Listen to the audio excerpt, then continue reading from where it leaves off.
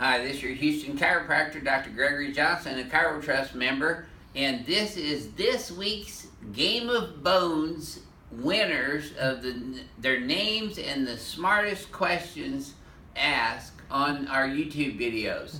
So if you haven't continued to think about a smart spine question to ask, think of a good question to ask, and here's the winners for this week.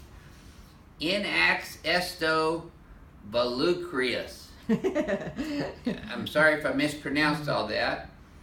It says, had surgery and got a disc removed between C4 and C5 with a titanium cage implant back in 2011. Can I get my spine decompressed, or are there any restrictions? I live in Denmark and am using a chiro, but none of them offer the same effective treatment techniques that you do, which is me. Thank you for the compliment, by the way.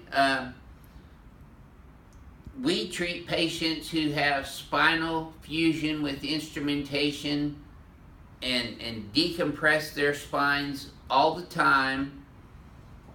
If the spine has healed up enough and has fused completely, that unit moves, C5 and C6 would just move as one unit as opposed to separating those. So we don't tear the cage out, or we don't tear the screws or the plates or the pins out that you have in your spine. Those are fused together and move as one unit.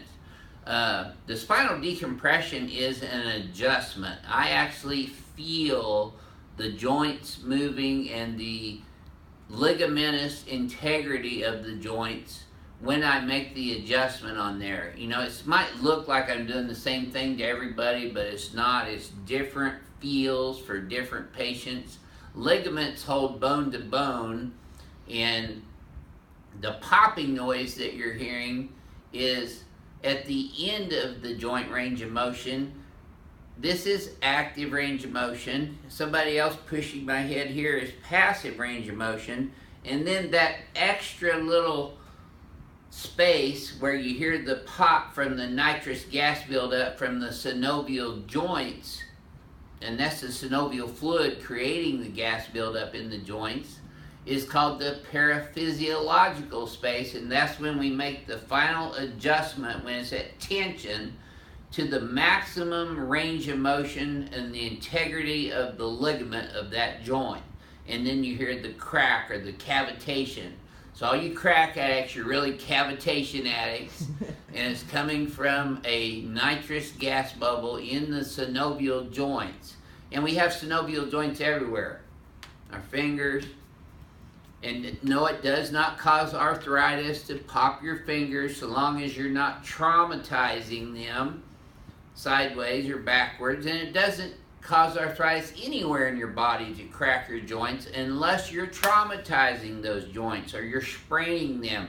You're going beyond the integrity of the ligament, beyond that paraphysiological space, then you sprain ligaments. That's why I don't do that lateral side posture adjustment very much, because it creates ligamentous laxity, and then you gotta always want to pop your back and neck all the time.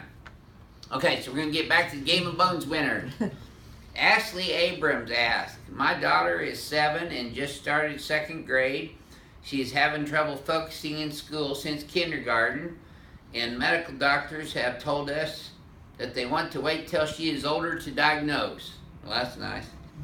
But we think she has ADD and ADHD. But before we go to the medicine route, we'd like to know, is it possible to manage her ADHD with chiropractic care alone? Thanks, Ashley. Ashley, that's a question that has a multifaceted answer, and the best answer I can give you is that chiropractors don't treat ADD or ADHD or dyslexia or hiatal hernia or stomach cancer or ulcers or any diseases themselves or diagnose them we diagnose spinal biomechanical improprieties or subluxations in the spine that create neurological interference that supplies every organ, muscle, tissue, and cell in the body. And if you have spinal misalignments or subluxations that create neurological interference, you can develop other conditions and disease processes along the way over time. So an adjustment itself realigns the biomechanics of the spine and the extremities, but also influences the nervous system in a positive way. We're taking care of a little boy who his parents brought him in. How old is Angel now? He just turned... It's like 7 or 8? Yeah, 7. Okay, so he's about the same age. They brought him in like 3 years ago. He was getting D's, E's, and F's in school, and they diagnosed him with ADD and ADHD and dyslexia.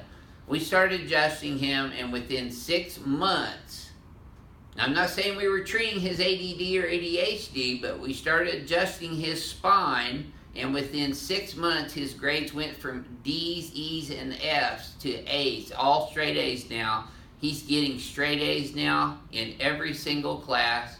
His family brings him in here to get adjusted once every couple weeks or so, and he maintains his spinal integrity and his neurological peak performance, is the way I like to put it.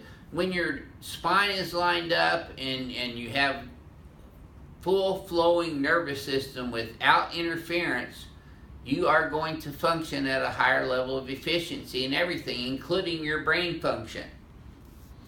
And then we've got a question from DNLK.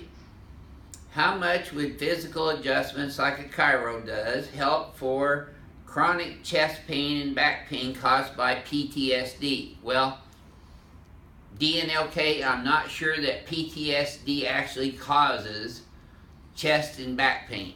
PTSD is post-traumatic stress disorder. Stress is a fight or flight response and can create a havoc in your autonomic nervous system, which when you have that, you can get a myriad of symptoms with that. But I'm not saying that that's the cause of your chest pain or back pain. When you have chest pain, you always want to rule out cardiac issues. We do. We send people out to cardiologists and have stress tests done, echocardiograms done, even heart caths done if it's severe enough. And we make sure that their intact circulatory system is good, and that's not the reason they're having chest pains. So differential diagnosis is that you want to rule out any pathology by doing the proper diagnostics or proper referrals to the proper appropriate physicians for that, in this case cardiologist for chest pain. But again, same thing in answering Ashley's question is we adjust the biomechanics of the spine, remove nerve interference, and that's when the body starts functioning at a higher level of efficiency and therefore in a better state of health and wellness. And then our last question is Rick Bauer. Some DCs say they can put a herniated disc back into place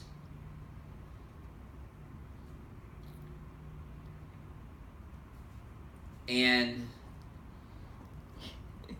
can't read all my writing down at the bottom of the page here, back into place, and others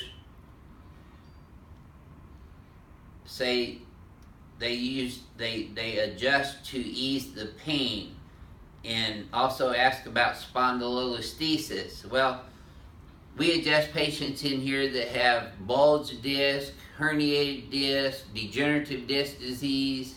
The disc is the little shock absorber pad in between the vertebrae, and it acts as a cushion, if you will, so that when gravity's compressive stress is on the spine, or you're getting compression in your body by doing type of kinetic activity, that the disc acts as a shock absorber pad.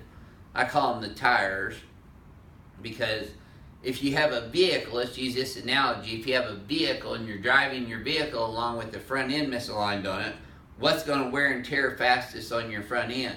The tires and the front end parts. The tires are your disc, and the parts are your joints of the spine.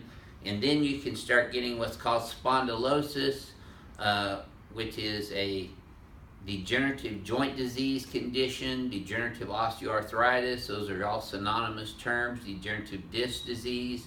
You're wearing and tearing your tires and your front end parts if you're misaligned in your front end, or in the case of your rear end down here, you're misaligned the front end part, rear end parts, and your disc, the tires down there as well. And they degenerate, they get smaller, that makes the nerve opening smaller, that causes nerve pressure to be more prevalent in people, and that can cause a myriad of different symptoms such as radiculopathy or sciatica. Somebody asked a question, I didn't even want to mention their name because they said that I just throw out all these big words all the time and I'm full of BS. Well, you can look all these things up that I'm saying, and they are all in the medical dictionaries and science literature that you can think about. So anyway, we've got 4 new names that we're putting in here for our final drawing of our Game of Bones contest for the people who get us the most subscribers on YouTube, as well as ask the most intelligent questions. And I also have another little challenge for you now. I want to see who can stump me on any spinal question at all. I've been doing this for 36 years. I go to postgraduate education courses and review the scientific literature all of the time. My mentor is the smartest guy on the planet, Dr. Dan Murphy out in Danville, California. Not Danville, that's Ben. He's up in Auburn, California. But he is the smartest chiropractor on the planet. I learned from him, and he goes to UC Davis Library and goes through every single research article written every Tuesday, and I stay current with him all the time. And so we challenge you to ask me a question that you think you can stump me on. And if you can stump me on a question, I'll mention your name on the YouTube video and put you in the YouTube winner's box for our Game of Bones. This is your Houston chiropractor, also a ChiroTrust member since 2012, coming to you from Advanced Chiropractic Relief in Houston, Texas.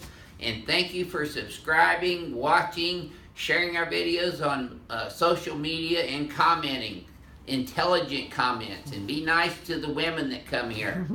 Thank you all, and we'll see you next time. Love you.